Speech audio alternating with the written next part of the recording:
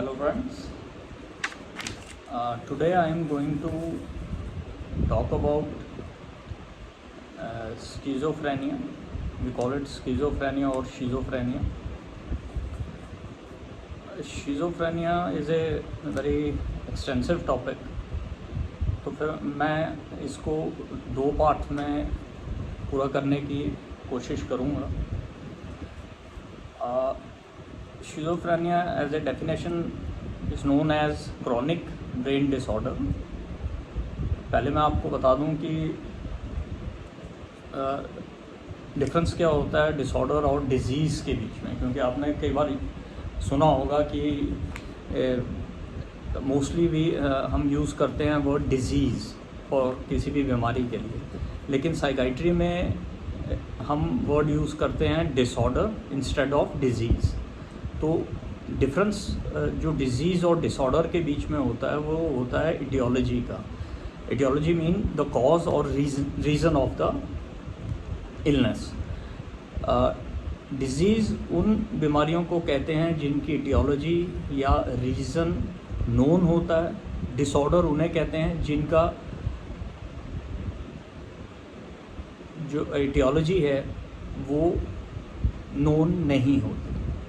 उनकी एटियोलॉजी या reason of their existence है वो हाइपोथेसिस पे बेस होता है, ना कि उनकी एक पर्टिकुलर एटियोलॉजी पता होती है मेडिकली. सो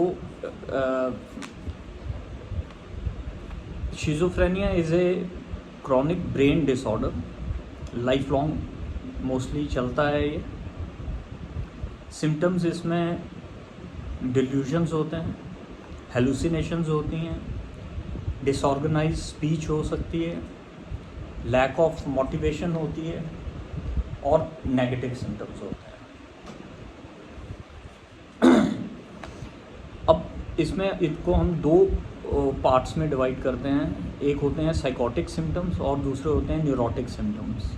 न्यूरोटिक सिम्टम्स में सिम्टम्स आते हैं like lack of motivation, lack of interest.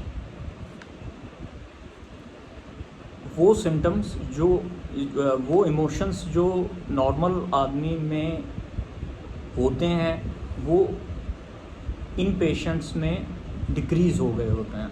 So that's why we call it a negative symptoms. और पॉजिटिव सिम्टम्स वो होते हैं जो नॉर्मल हेल्दी ह्यूमन बीइंग में नहीं होते, लाइक डिल्यूजन्स और hallucinations.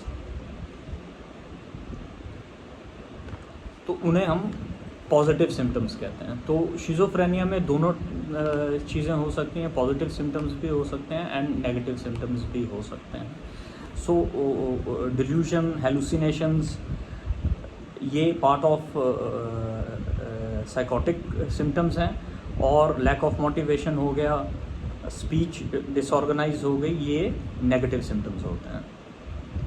So first we will talk about the psychotic symptoms in schizophrenia.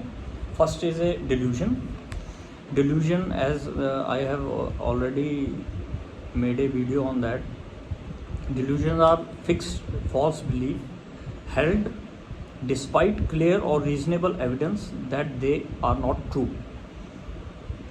एक ऐसी बिलीफ उस पेशेंट में डेवलप हो जाती है जो किसी भी एश्योरेंस, रीएश्योरेंस या एविडेंस से चेंज नहीं की जा सकती. वो बहुत ही ज़्यादा फिक्स बिलीफ होती है. और जो ज़्यादा देखा गया है इन शिज़ोफ्रेनिक पेशेंट्स, जो डिल्यूजन उनमें सबसे ज़्यादा पाई जाती है वो होती है डिल्यूजन ऑफ परसिक्यूशन. परसिक्यूटरी डिल्यूजन या इसे हम पैरानॉइड डिल्यूजन भी कहते हैं. इसमें बेसिकली पेशेंट को बहुत ज़्यादा शक होता है कि उसके पीछे कोई ऑर्गेनाइजेशन लगी हुई है या कोई एलियंस लगे हुए हैं जो उसको हार्म पहुंचाना चाहते हैं. बहुत ज़्यादा पेशेंट से सुना जाता है कि मेरे पीछे सीआईडी पड़ी हुई है, मेरे पीछे पुलिस पड़ी हुई है, वो मेरा ब्रेन रीड कर पा रहे हैं, जो भी थॉट मेरे अंदर बनता है वो उनको पता लग जाता है. सो इस टाइप की डिल्यूजन्स जो होती हैं, पैरानॉइड डिल्यूजन, वो शिज़ोफ्रेनिक पेशेंट में देखी जाती हैं। इसी का एक पार्ट होता है कि उनको ये भी शक रहता है कि जैसे कि उनके खाने में किसी ने जहर मिला दिया हुआ है उनको मारने के लिए, या उनके वो जहाँ भी जा रहे हैं उनके पीछे कोई इंटेलिजेंस ब्यूरो के लोग पीछे पड़े हुए हैं जो उन पे नज़र रखे हुए हैं। तो इस टाइप के डिल्यूजन शिज़ोफ्रेनिक पेशेंट्स में बहुत आम पाए जाते हैं। सेकंड साइकोटिक सिम्टम जो देखा गया है शिज़ोफ्रेनिक पेशेंट्स में वो होता है हेलुसिनेशंस हर सेंसेस की होती है, बट जो मैक्सिमम देखी गई है in schizophrenic patients they are auditory hallucinations. Auditory hallucinations में third person hallucinations is very common. Third person hallucination में होता ये है कि आदमी को, पेशेंट को ऐसे लगता है कि कोई उनसे बात कर रहा है, कोई उन्हें कोई ऑर्डर दे रहा है, कोई कमांड दे रहा है, और ये भी हो सकता है कि वो उस कमांड को फॉलो करें। तो ये भी बहुत ज़्यादा शिज़ोफ्रेनिक पेशेंट्स में देखा जाता है। उसके बाद आ जाते हैं डिसऑर्गेनाइज्ड थिंकिंग एंड स्पीच, जो कि एक न्यूरोटिक सिम्टम होता है। इसमें पेशेंट क्या करता है, आप उससे किसी भी टॉपिक पे बात करते हैं तो वो टॉपिक को बहुत जल्दी स्विच करता है। वो एक चीज़ से, उसमें फ्लाइट ऑफ आइडियाज़ जैसे कहते हैं, कि एक आइडिया पे नहीं रहेगा, एक चीज़ के बारे में बात करते करते वो स्विच करेगा और बिल्कुल ही एक नए टॉपिक के ऊपर बात करना शुरू कर देगा। तो ये चीज़ भी, जो डिसऑर्गेनाइज स्पीच है, वो भी बहुत ज़्यादा शिज़ोफ्रेनिक पेशेंट्स में देखी जाती है। इसके बाद जो देखा जाता है वो होता है disorganise motor behaviour, which is very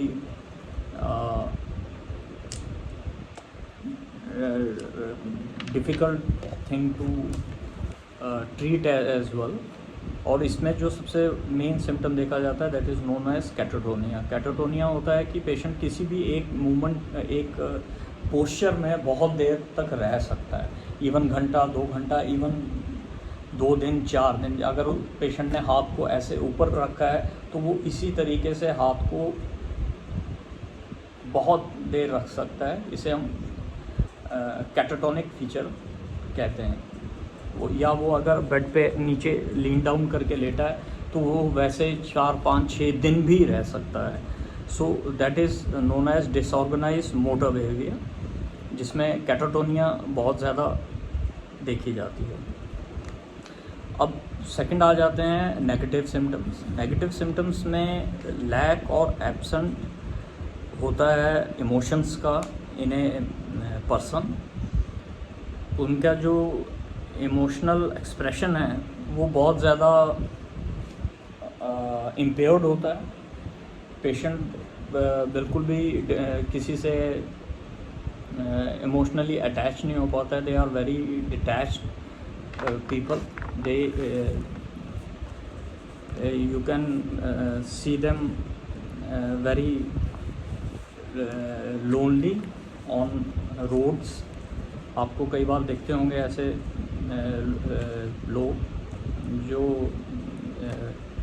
जिनके कपड़े बहुत ही शैबी होंगे या इवन विदाउट क्लोथ्स भी हो सकते हैं।